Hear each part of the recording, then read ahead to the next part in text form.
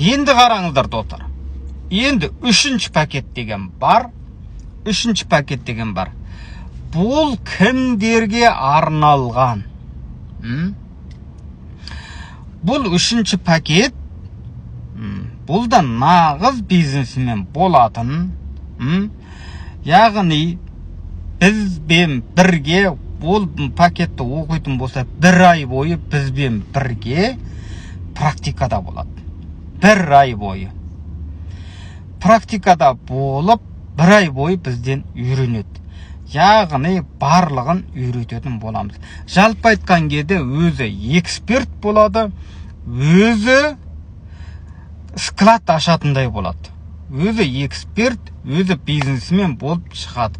Яғни склад ашатындай болады. Енді қараңыздар, бұл жерде бір айдан кейін мен өзім склад ашам, мен өзім деп кетсе, кете береді. Яғни бір айдан кейін бізге ұнап қалатын болса, және өзі риза болып, мен тағы да 2-3 ай, жарым жыл, 1 жыл практикада болам десе, әрине бірінші біздің қабылдауымыздан өтеді, екінші өзі риза болса алып қаламыз. Онда тіптен тәжірибе жинай береді. Енді қараңыздар, бір ай дедік қой. Бір ай барысында біз оған гарачий клиенттер беріп отырамыз. Яғни есікті қағып, қораға кеп тұрған клиенттерді соған беріп, заказ қабылдатып, практика жасатып, турап отырып, практика жасатып отырып үйретеміз.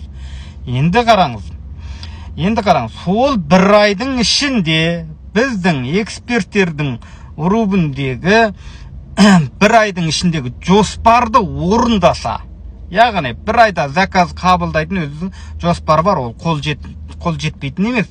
Сол жоспарда мұнша миллионның заказын орындаса, яғни курсқа салған ақшасының 50%-ын қайтарып береміз. Жалпы айтқан кезде бізде де солай. Мысалы, бізде эксперттердің өздерінің айлық жоспары бар. Соны бір эксперт орындап жатады, біреу орындай алмай жатады. Соны ол бірден орындайтын болса, онда біз сол курсқа салған ақшаның 50%-ын қайтарып береміз. Көптеген эксперт, көптеген осы жаңадан келгендер, өйткені олар ақша төлегеннен кейін бірақ ынталы болады, олар орындап кету мүмкіндігі өте жоғары болады.